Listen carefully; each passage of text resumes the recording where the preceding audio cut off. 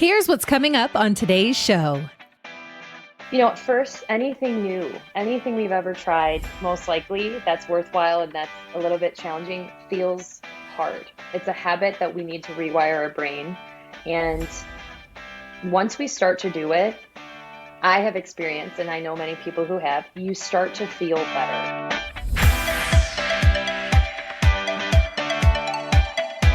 This is the Retire Happy podcast with John Amarino, fiduciary financial advisor at Securus Financial in the San Diego area, and Thomas O'Connell, president of International Financial Advisory Group, Inc. in Rockaway, New Jersey.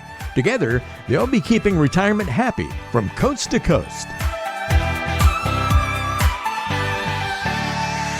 Welcome back to another episode of the Retire Happy podcast. I'm your host on the West Coast, John Amarino, and I am joined, as always, with my esteemed co-host on the East Coast, Mr. Tom O'Connell. Tommy, how you doing, buddy? Hey. How's it going? Good. How's things over on the East Coast? You guys getting a lot of rain this week? No, it's actually beautiful out. We got some nice late summer, early fall weather. We got a big weekend coming up. Emma, her high school team has a soccer game at Red Bull Stadium. Oh, nice. In Harrison, New Jersey, against their arch rival. So we're expecting a big day. Oh, that'll be super cool to play. Is she excited to play in the stadium?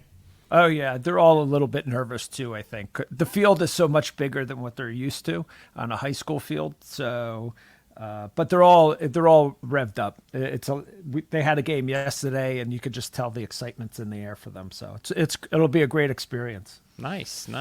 Yeah.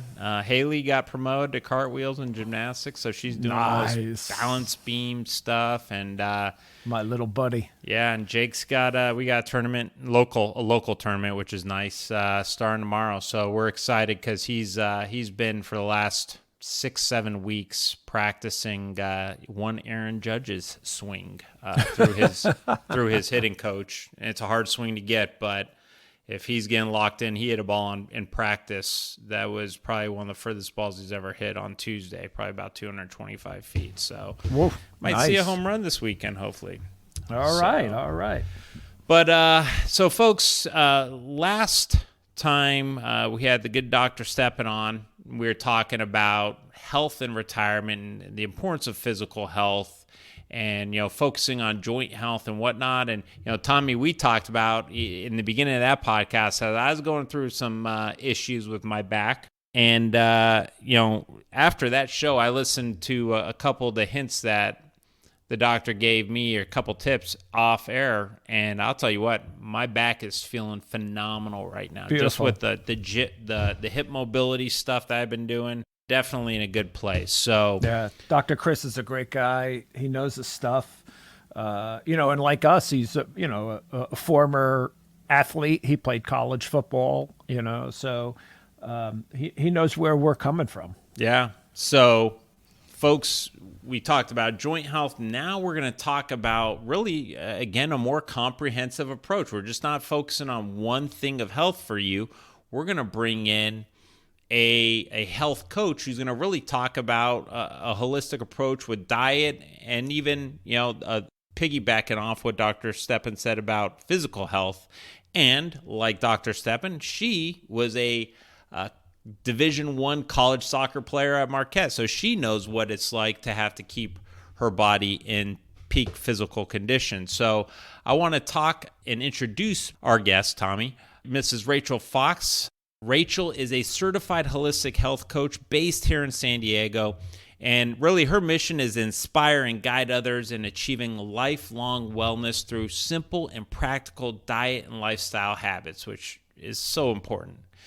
And really she does this, she tries to support her clients in mastering the fundamentals. That's a key word we always talk about, right, Tommy? Yep, fundamentals. Absolutely. Yep.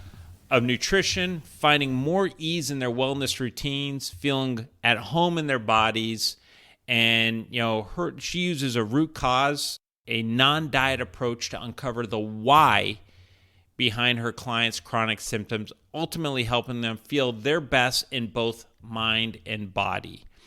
And whether it's struggling with digestive discomfort, menstrual cycle irregularities, stress overload, or eager to just build a better, healthier lifestyle, Rachel's goal is to help others heal for good and teaches them the skills necessary to make intuitive health choices with confidence.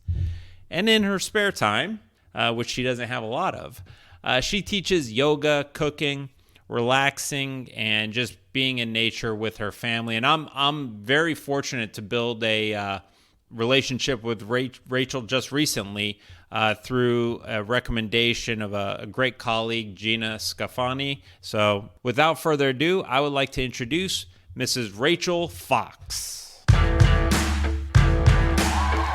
And today's guest, a certified health coach and the founder of Rachel Fox Health, it's Rachel Fox. Thank you so much for having me, Tom and John. I really appreciate the introduction. Yeah, Great to have you. Thanks for coming on and spending time out of your busy schedule.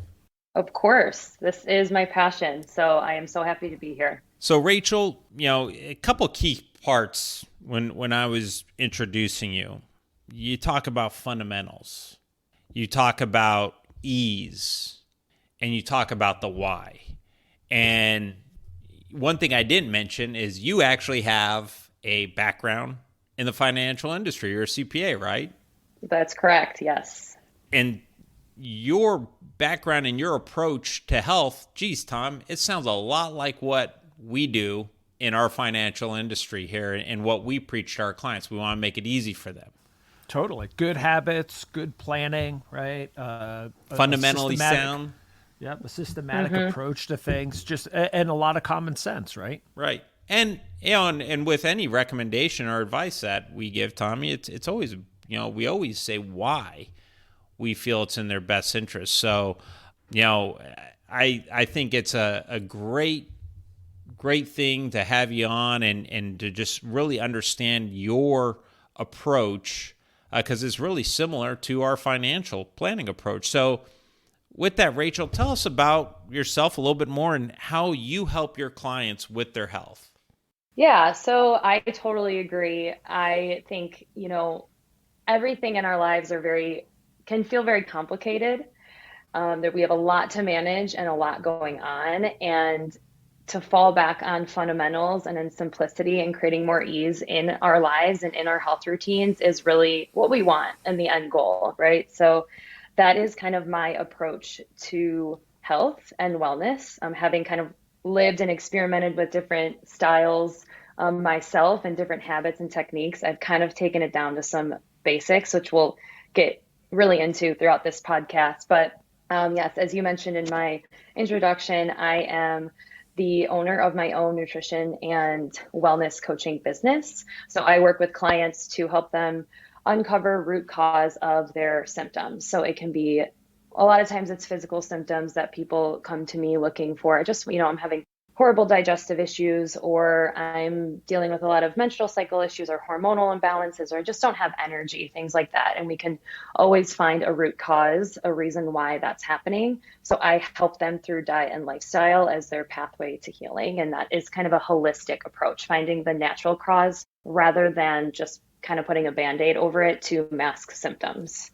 So that is what I do. And my mission is really, I feel, and I had this experience, most people are kind of disconnected to their health and their bodies and wellness in general because we were never taught any type of fundamentals or foundations.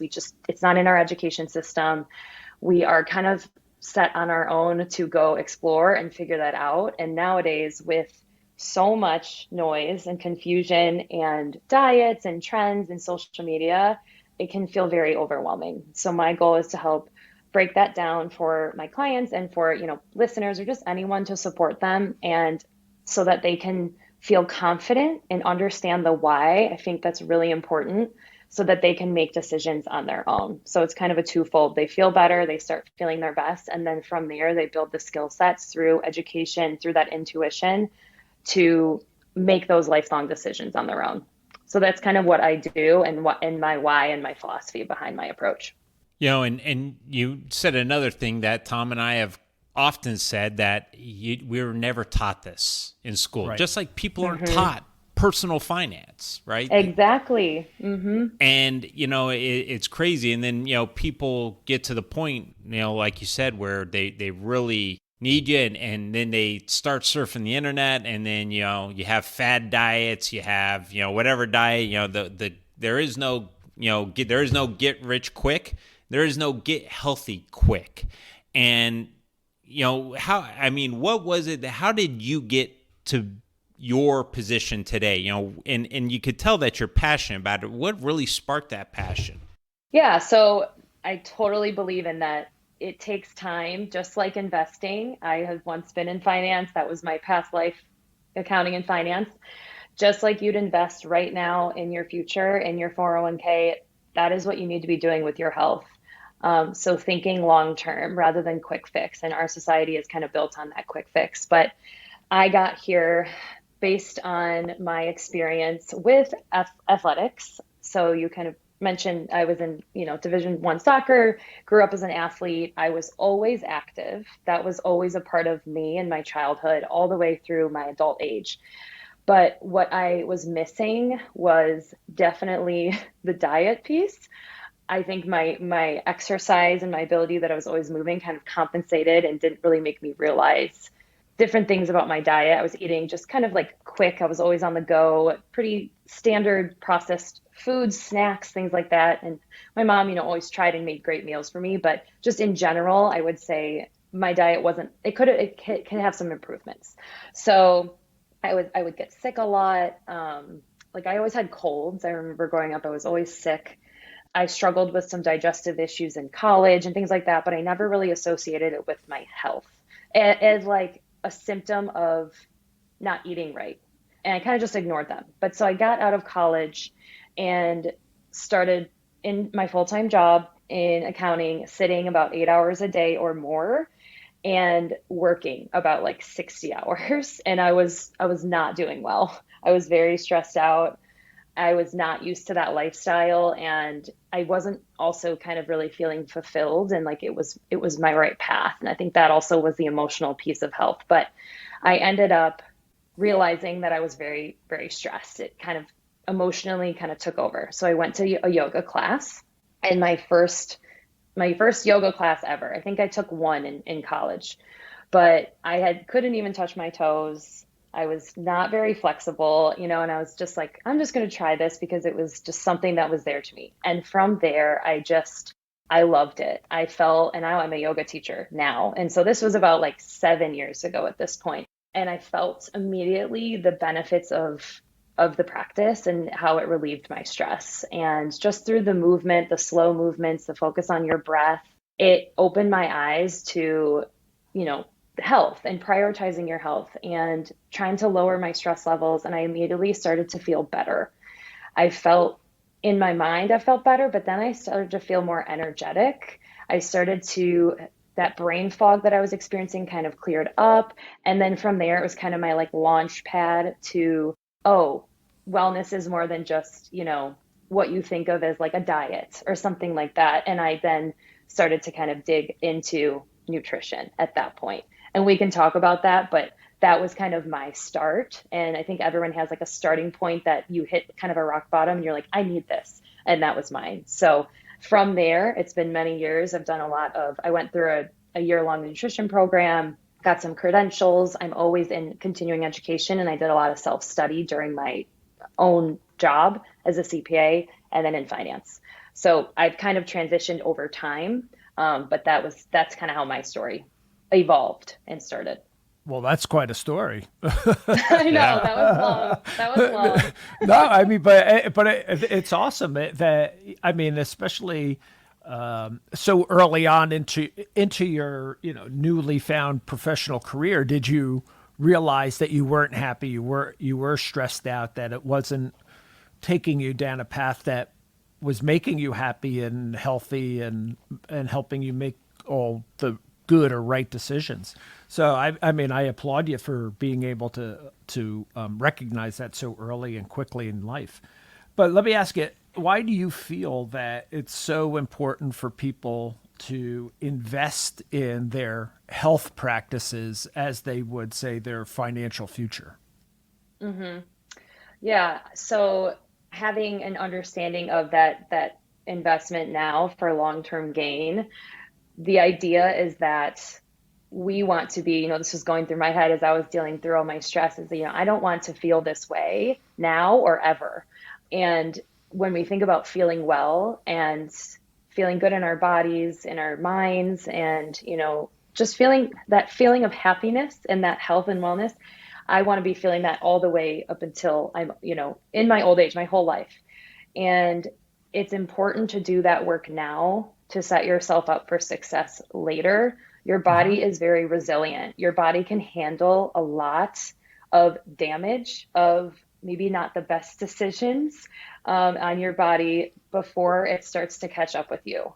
And that is when you develop kind of chronic disease, or you start to just feel sick, and you have to then do the work to reverse it. So I would rather invest my time now to be able to enjoy what you're planning for in your retirement. You want to be feeling full of energy, full of life to do all the things you want to do. The strength, the energy, just being able to move your body, that is all so important. So it really is a long-term gain. One of the things that we read all the time, Fidelity every year does a study, and they tell, just recently they came out with one that said the average retiree will spend over $350,000 during their retirement years on health care. And that does not include long-term care or anything of that nature, right? So working with someone like yourself, Rachel, I'm going to assume it's probably a lot less than that. And so maybe those would be some extra dollars that some of our clients or listeners would be able to keep in their pocket by just making a small investment in someone like yourself, right? Absolutely. It is an investment where, and this can kind of, move into people thinking that it's expensive to make healthier choices. There's a couple of things I can say on that, but spending the money now up front on things that you enjoy that will add value to your life, like good, healthy food, like, massages or self-care or a gym membership maybe, or, belonging into something, a community or group, like a club that you can go to tennis or something that feels enjoyable, rather than the expenses that you're going to pay potentially down the road for healthcare, for medical visits, for surgeries, things like that. So that is a mindset shift I think we can all make. And you can save a lot of money doing that as well, as you mentioned.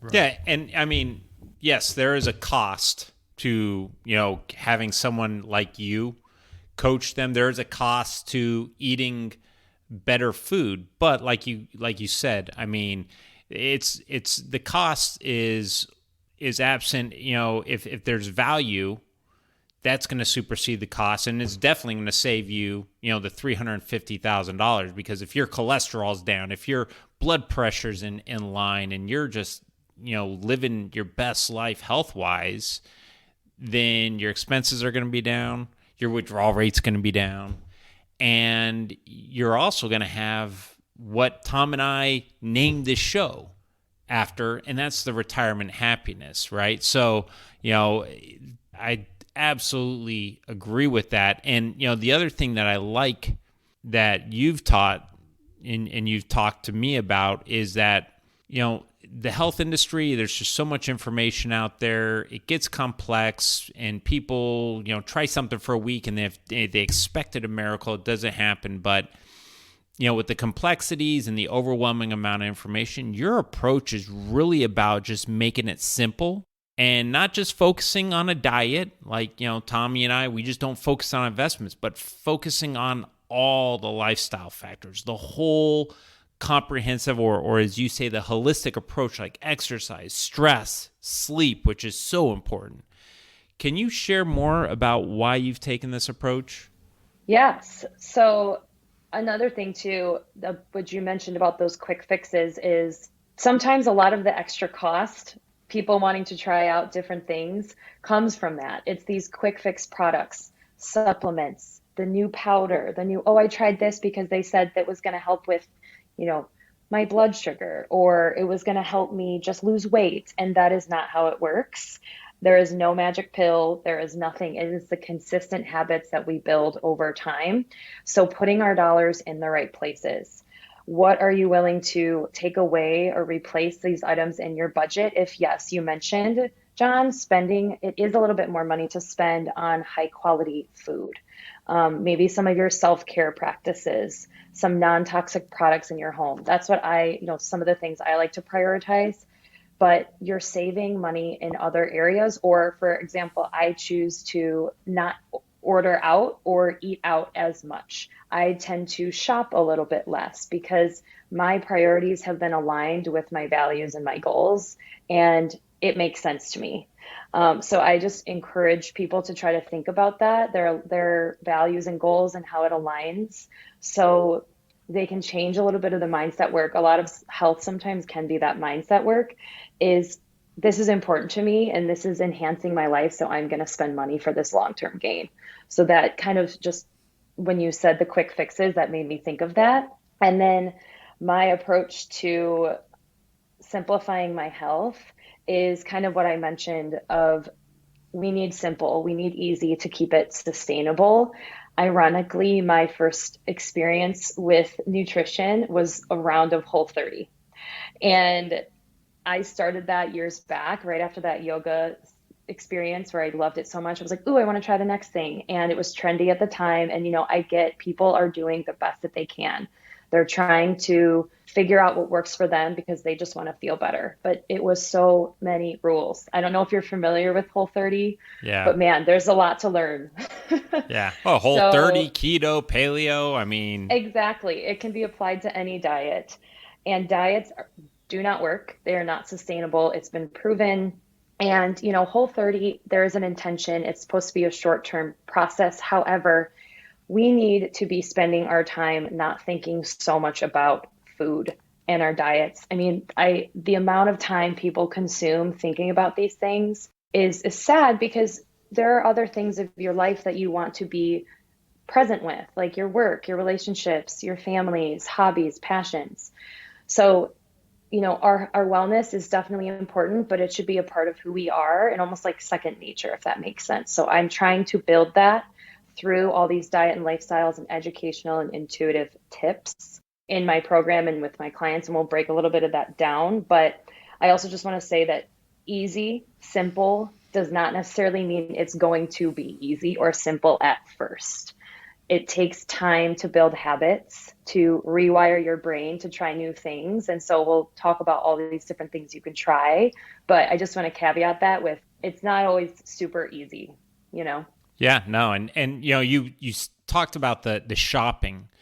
What a lot of people don't understand is that when you actually spend more money for higher quality food, you actually eat less because the nutrients satiate you more.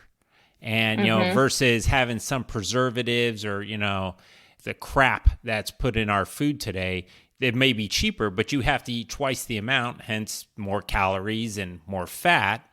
But you're eating twice the amount as, a good serving of healthy proteins and, fibrous vegetables.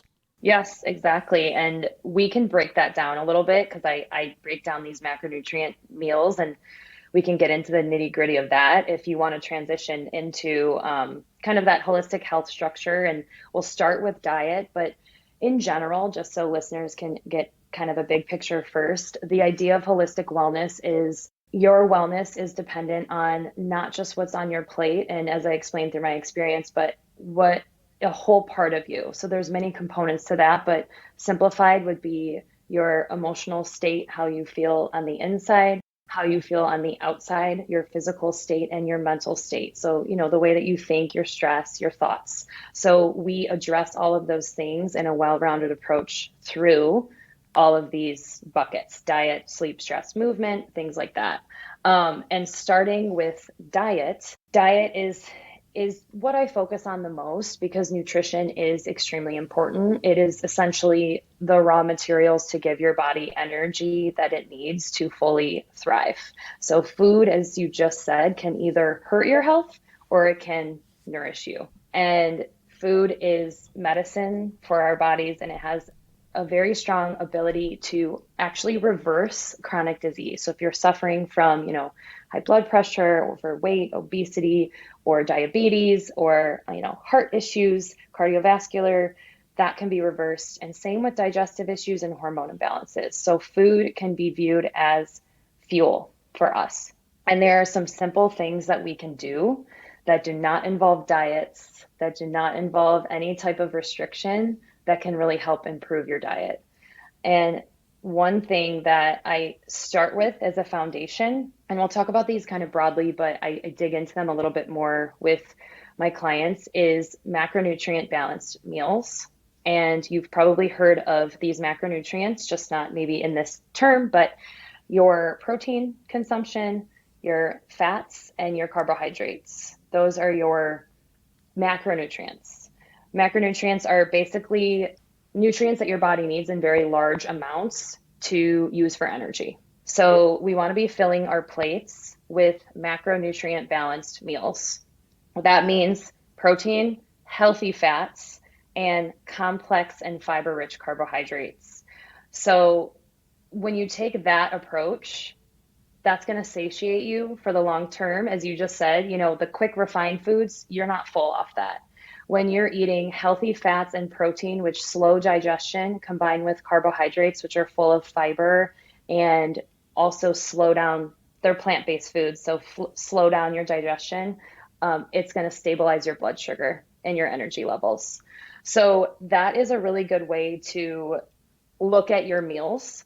And does that help? And I want to quickly break down the importance of each: protein, fats, and carbohydrates, to eliminate some confusion around that. But creating those macro balanced meals is going to be step number one, so you can stay nice and full. So protein, we can start there. We all know what protein is, most likely. It is the structural building blocks in your body. It is responsible for repair and rebuilding of muscle, of organs, your tissues. Think of it as like the foundation of your body.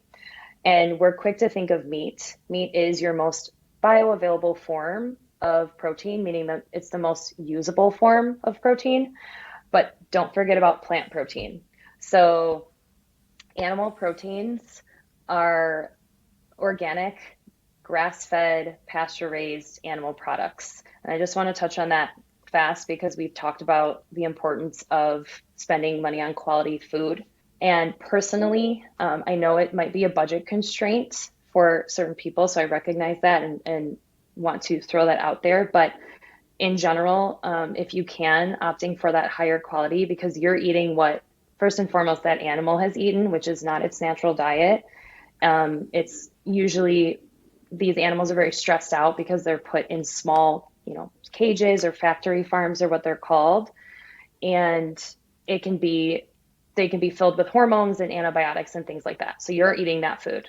I would prefer to eat animal protein that's coming from their natural environment. So they're, out in their pasture, they're, able to graze and eat grass or their normal food, their normal diet, and not be stressed out, and they're treated more fairly. So for all of that to say, high quality animal protein is important. The other thing is plant protein that you can include in your diet: beans, legumes, chickpeas, lentils, nuts and seeds, and some whole grains and tofu or soy. So those are all important sources of protein that you can include in your diet. Are you still with me there? Yes. Okay. Yeah. No, after it's like good. a It's all 5 minute good stuff. stretch. Yeah, I just wanted to take a pause. So protein is so important. We need it. We actually have to get certain proteins through our diet. So essential amino acids through our diet. So we need them. The second component are fats.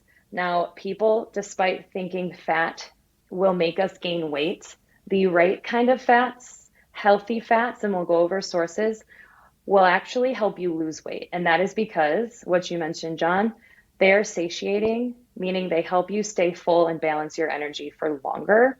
So we will eat less. We will be hungry less.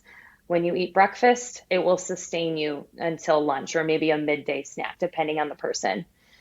So we want to be eating those types of fats. And not only are fats beneficial for weight control, they provide absorption of fat soluble vitamins. So A, D, E, and K. We need fats to be able to absorb those vitamins from the food that you eat. Fats create hormones. They provide the structure of our cells, and they help maintain cholesterol levels and brain health. Our brain is 60% fat. So we need fats. We fear fats because that is what we have been told from the media and from diet trends, but that is not true. We need healthy fats, and they are delicious. They taste really good. So they often add flavor. Sources of fats would be nuts and seeds like chia seeds, flax seeds, hemp seeds, almonds and walnuts, pecans, all those delicious nuts and seeds you can incorporate into your diet. Wild caught fatty fish. So think salmon, sardines, herring, kind of lower on the food chain because of mercury. The larger fish can eat the smaller fish, and then it accumulates mercury in that fish, and you're consuming that. So think about what you're consuming in that animal. Avocado oil, olives, and olive oil. And then in moderation, high quality animal products like dairy, organic if you can, cheese and butter and ghee. Those are all still healthy fats that can fuel your body, fuel your cells. So fats, that will be the second part of a macro balanced meal. And finally, complex and fiber-rich carbohydrates. You need carbohydrates. So just like fats, we have been told that carbohydrates are bad for us. And that is also not true when you're choosing the right whole food sources. So carbohydrates are the body and brain's main and preferred source of energy. We use carbohydrates for energy throughout the day. It's the quickest burning, but we need it. It helps our metabolism, and it contains fiber. So think of carbohydrates as plants. Plants contain fiber. Fiber passes through your body undigested. You've probably heard of fiber. And then your body uses it either to maintain bowel regularity or be absorbed in your gut, your microbiome, where it serves as food for a diverse microbiome. So you're going to get those sources through plants, fruits, vegetables, whole grains, legumes, beans, nuts and seeds. So when you're filling your plate with those three every single time, noticing where is my protein, where are my fiber-rich carbohydrates, whole food sources, and healthy fats, you will be all good to go. So that is a good foundation to get started when you're thinking about building a balanced plate. So I like to educate on that. Important. It takes a little bit of time, and finally, people start to grasp, but it's so important to be receiving these nutrients to your diet because we can't make them in our bodies. So you'll see that there's no restriction included. We're just staying fueled and energized with whole food sources most of the time, so allowing for that balance. But that is my approach, one way to focus on your diet. So most of the time people probably aren't thinking that way, but once you start to do it, it becomes kind of a second nature thing. Does that all feel like it's doable in a sense of like creating a balanced meal? Yeah, I mean, It does. Go ahead, Tom. No, I was going to say it definitely does. My next question would be, and I'll get to it in a second, but we've always grown up hearing 3 square meals a day, balanced diet, this, that, the other thing. And then as you get into exercise and nutrition and things like that, all of a sudden you maybe hear something different, like have 5 or 6 small meals a day to keep your metabolism active at all times, and so on and so forth. And then don't eat before 6 or after 6 o'clock at night, so that it helps your digestive system, and then you can get to sleep better. So my question is, so in combination with what you just said about nutrition, and then some of the other things that we're maybe used to knowing about eating habits, what direction do you go, or what is the information we need to have healthy eating habits to go along with healthy nutrition? Mm-hmm. That is a great question. And here's what I will say on that is it's going to be bio-individual. So working with someone who can help you discover what's right for you in, the amount that you're eating, what's helping you feel sustained throughout the day, but I will give you a general guideline of like portion size or kind of how I create a plate.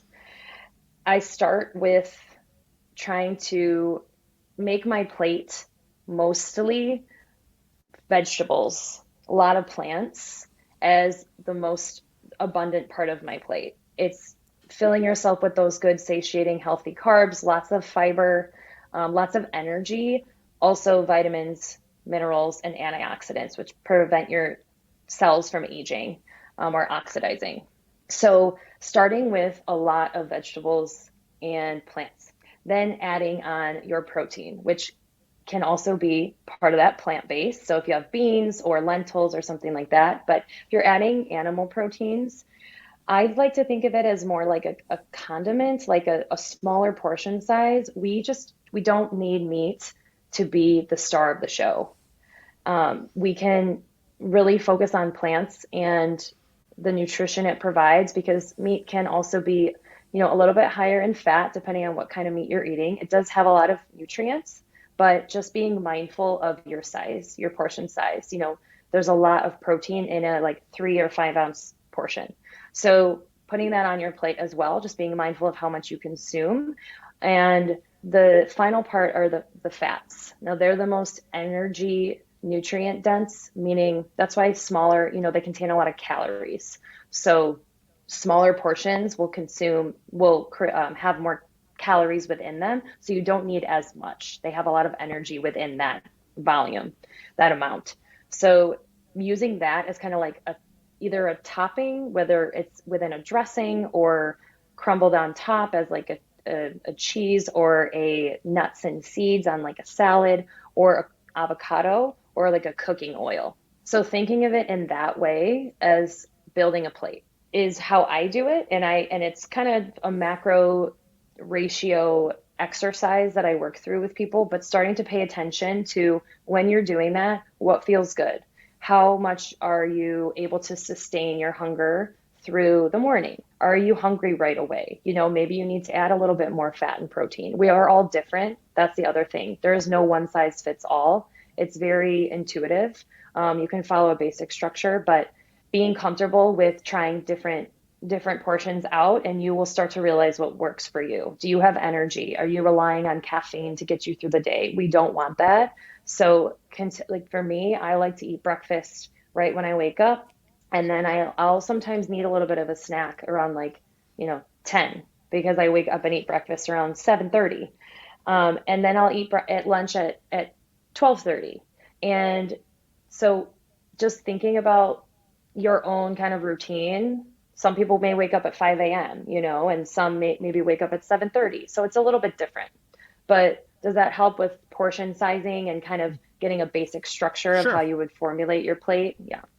Sure. Yeah. And, again, I love that you said there, because, again, Tommy and I always say this to our clients, is it's a very individual approach. Right. I was going to say that. Yeah. It's an investment that may be good for your friends or your sisters or your brothers may not work for you. And, I love that this is a very individualized and very, personal approach that, things have to be taken into consideration. And, the other thing too is, while this sounds fairly complex, there's a lot of moving parts, you simplify this. Mm-hmm. And, really all it takes, just like with Tommy and I, we're going to simplify it. We're going to help you do it. But, we just can't do it alone with our clients. The clients have to do some things, right? If we're talking trusts or taxes, they have to get the ball rolling on this. And with you, the person has to be disciplined in the beginning until they create these habits, right? Yeah. And you'll at first, anything new, anything we've ever tried, most likely that's worthwhile and that's a little bit challenging, feels hard. It's a habit that we need to rewire our brain. And once we start to do it, I have experienced, and I know many people who have, you start to feel better. You start to feel these effects after a little while. And sometimes with food, it can be pretty immediately, honestly.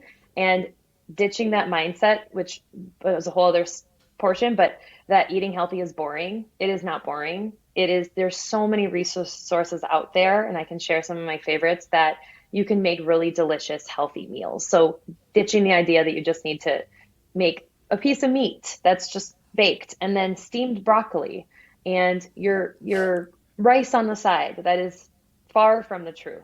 I'm laughing because that's exactly how I think. But and I'm not a broccoli fan. So yeah, we need to work on that. Yeah, exactly.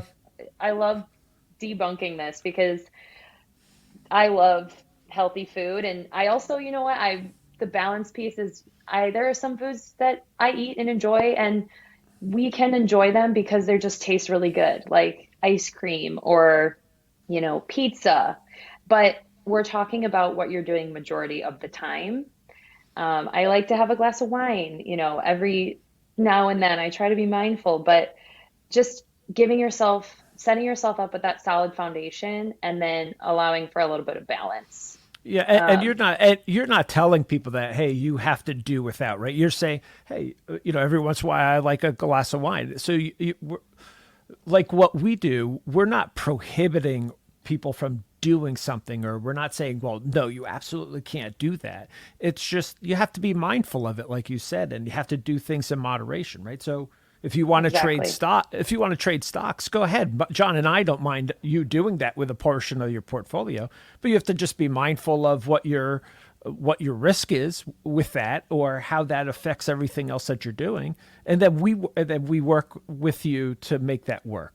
I don't know if that makes sense. Yeah, it does, and it's something that has helped me feel more comfortable with making decisions where I know, this is the consequence of the decision that I'm making. And I don't mean that as like to be scary. Just if I'm choosing to maybe eat a meal that doesn't support me as much, it's like I'm aware of that and I know, but I know my body is set up to be able to handle it because I do what I do most of the time.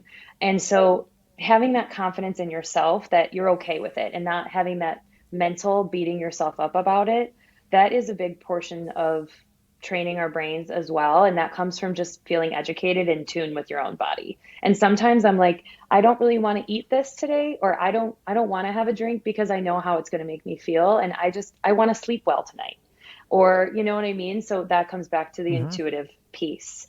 So these are all skills that we built over time. So again, coming back to it takes time, but having these balanced meals, eating, even in your snacks, it's important to eat protein and fat because they keep you full. Eating carbs alone is an example. I like to have an apple almost every day. I just really like apples, but I will eat it always with almond butter or peanut butter because it contains healthy fats that are going to keep me full instead of just eating the carbohydrate, which can spike your blood sugar very quickly. Even though it's fruit, it has more natural sugar, so it's going to spike your blood sugar. But knowing I'm going to add a fat in there with protein, because peanut butter also has protein, so does almonds, I'm getting a packaged meal there, and it's going to actually keep me full. Instead of I'm eating this, then I'm going to be hungry in 30 minutes. Yeah, so, I guess I should try my apples with the peanut butter instead of dripping caramel, right? Yeah, maybe a better more. And it honestly, there's so many good, and just look for your reading ingredients, reading labels. When you're looking at peanut butter, read the label, organic, or, maybe for you, it's just peanuts, but there's a lot of sugar and palm oil and things you do not need. So getting comfortable with reading, turn around the label and look at the ingredients. We don't want 4 ingredients in our peanut butter. Peanut butter it should just be ground up peanuts. So there's a lot of marketing out there that, again, makes things very confusing for people. But we want to be comfortable looking at a product and saying, that's just marketing me to try to get me to buy this. Terms low fat, even vegan, or trying to sell that's sugar-free, a whole scam in itself. Exactly. Sugar-free. Turn around. You're probably going to see in the ingredients, if you don't recognize it, or, you're like, I don't really know what this is, that's probably something you don't want to be consuming. General rule of thumb. Aspartame. I mean, yeah, you just don't want that. Yeah. Yeah. So, not getting hooked on that low fat, sugar free, low carb. Let's just step away from all that and focus on, are you eating a lot of whole foods? That's number one. If most of the things that you're eating are not in packages, you're doing a great job. So that's kind of like, that was a lot. And the other diet suggestions I have, we can kind of breeze through in a bit, but that is such a huge part because it takes away a lot of the confusion of what am I supposed to be eating? And I will tell you this ratio, but in the amounts that work for you, is going to set you up for success, and it's going to fuel your body. When you deprive your body of things and you restrict, it is very hard. It's very stressful on your body, So let's just practice fueling your body rather than what you need to take away. So that's ditching that diet mindset.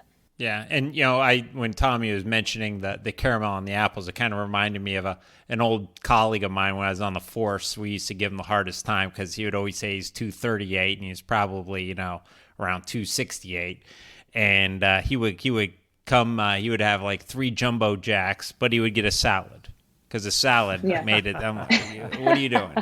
The salad's not negating the other 3 jumbo jacks you just shoved down your mouth, but Right. So it's definitely you do feel it. Tom, geez, we go back over a decade. He's seen me at all sorts of weights. The last time I think when we saw each other in Chicago, you and Derek were joking around that as Skeletor, but last year I really set with my back issue and whatnot.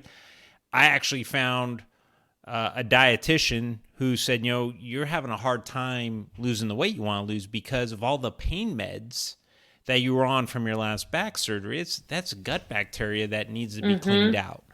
And, that was what kickstarted it for me. And then I got into, finding recipes that, hey, I love In-N-Out, but I can have In-N-Out on my own that I cook at a healthier way.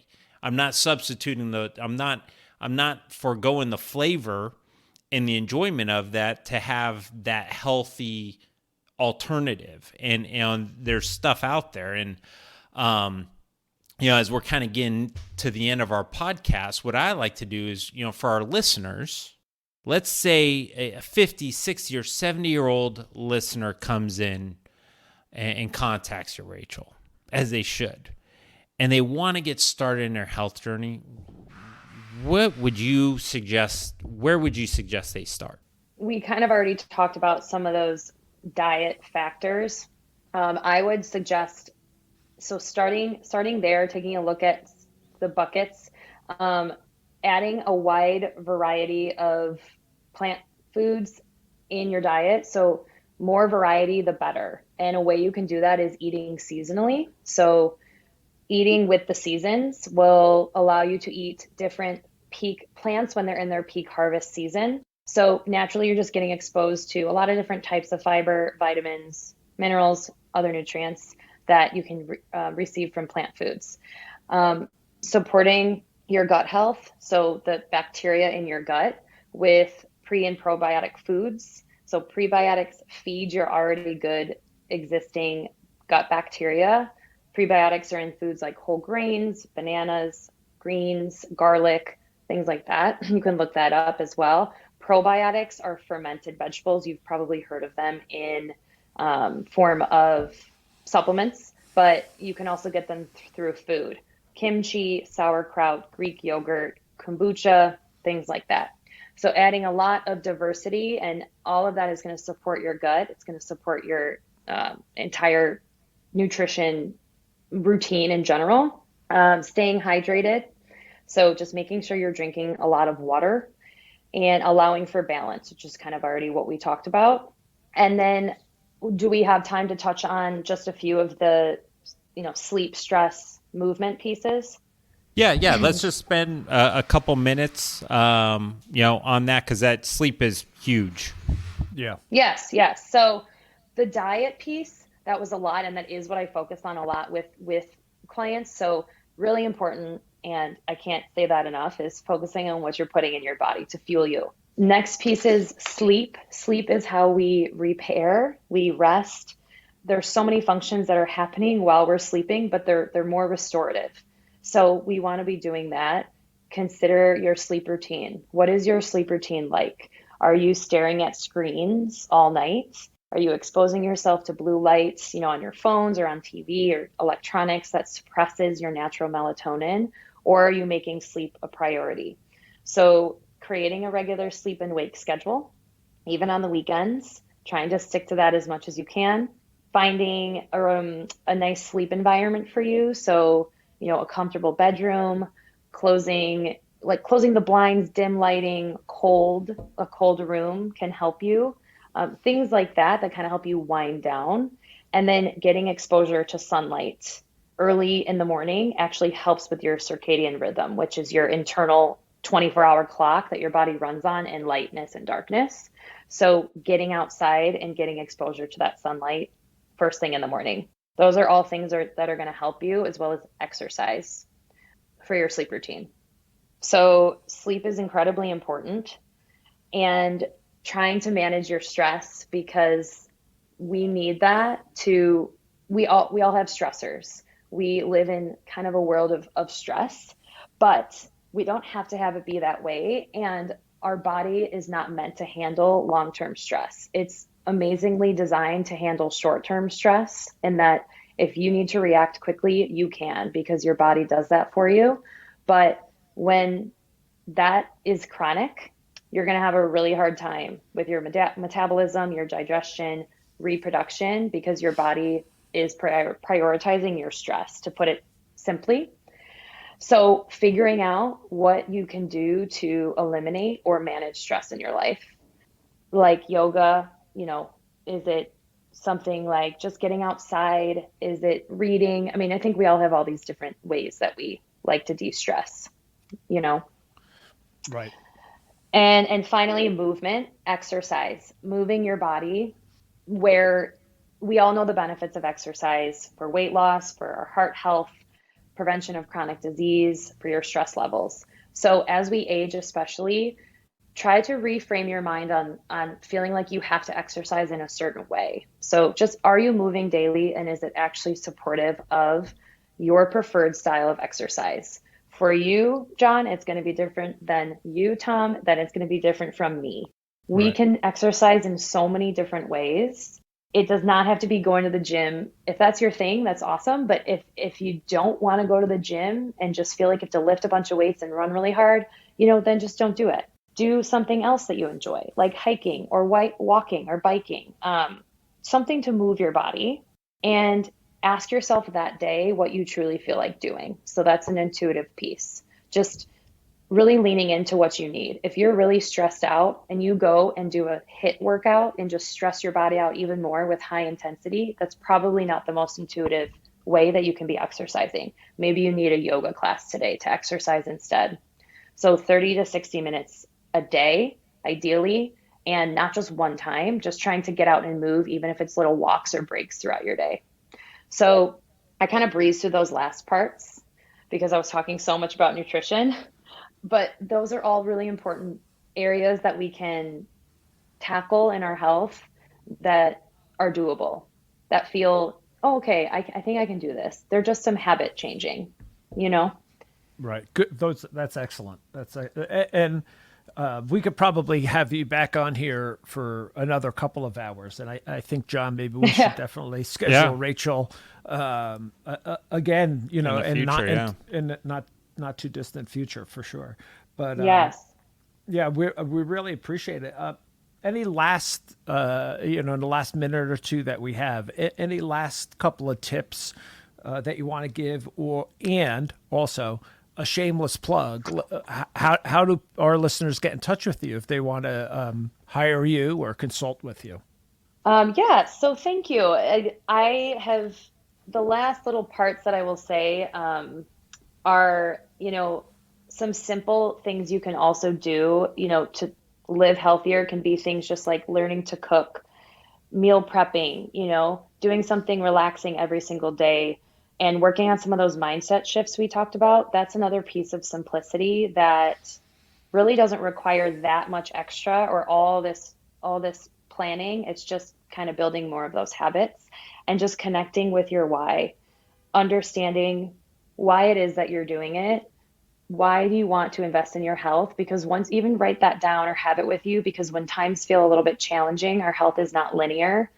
It can go up and down and things like that. But being connected to that gives you that extra motivation to say, like, I can do this. I've got this. This is important to me. So being connected with your why and understanding that it is a journey. And as far as how you can find me, I am on Instagram as Rachel Fox Health, although I do have a full-time job, so I'm trying to prioritize more social media presence, but I'm also working a lot in yoga at the moment. So you can find me on my website, rachelfoxhealth.com, and I am accepting clients.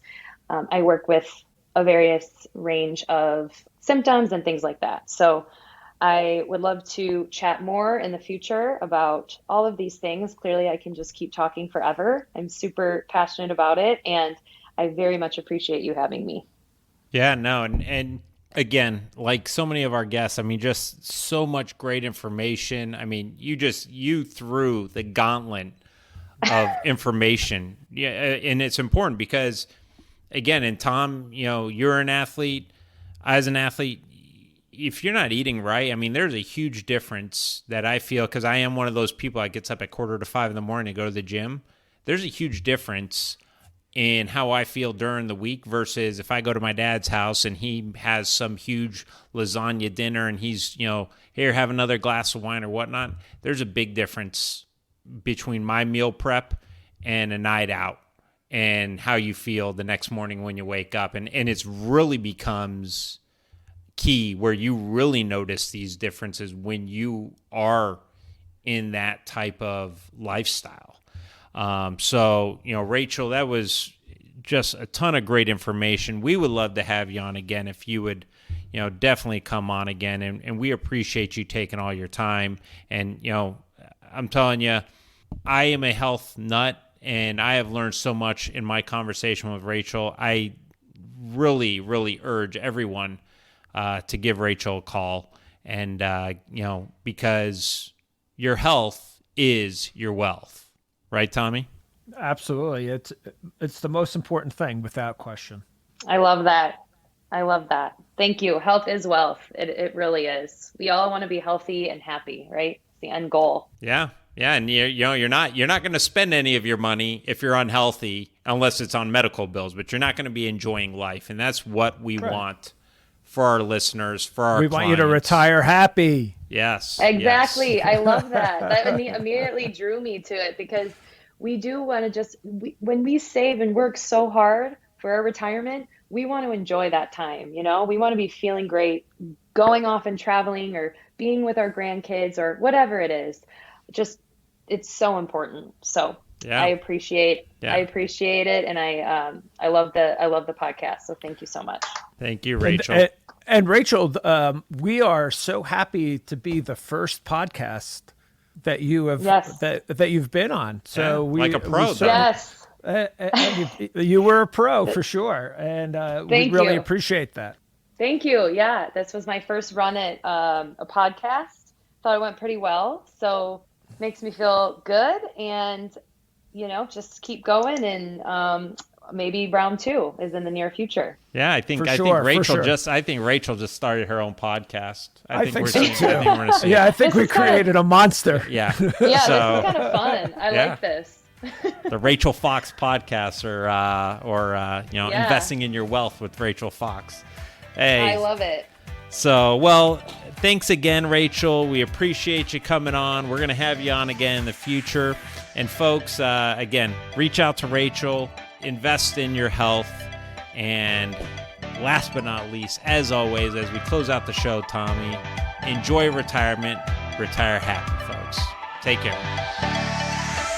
It's easy to get in touch with John and Thomas. If you're more on the West Coast, give John a call at 858-935-6210.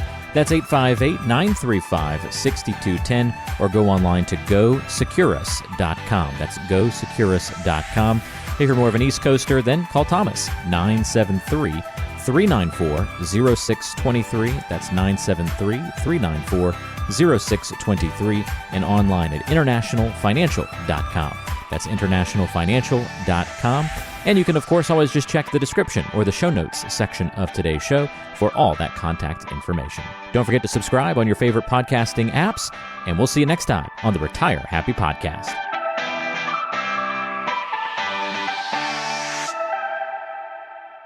Investment advisory services offered through Brookstone Capital Management, LLC BCM, a registered investment advisor. BCM, Securus Financial, and International Financial Advisory Group are independent of each other. Insurance products and services are not offered through BCM, but are offered and sold through individually licensed and appointed agents. The opinions expressed by John Iamarino, Thomas O'Connell, and guests on this show are their own and are based upon information considered reliable, although it should not be relied upon as such. Any statements or opinions are subject to change without notice. Investments involve risk and, unless otherwise stated, are not guaranteed. Past performance cannot be used as an indicator to determine future results. Any strategies mentioned may not be suitable for everyone. Information expressed does not take into account your specific situation or objectives and is not intended as recommendations appropriate for you. Before acting on any information mentioned, please consult with a qualified tax or investment advisor to determine if it is suitable for your specific situation. This program is designed to provide accurate and authoritative information with regard to the subjects covered. Any information shared or discussed in this podcast is not intended to be medical advice, nor is it meant to treat or diagnose disease. This is for informational and educational purposes only. If you have specific questions regarding your health, please consult your healthcare provider. For more information on her virtual one-to-one coaching program and wellness philosophy,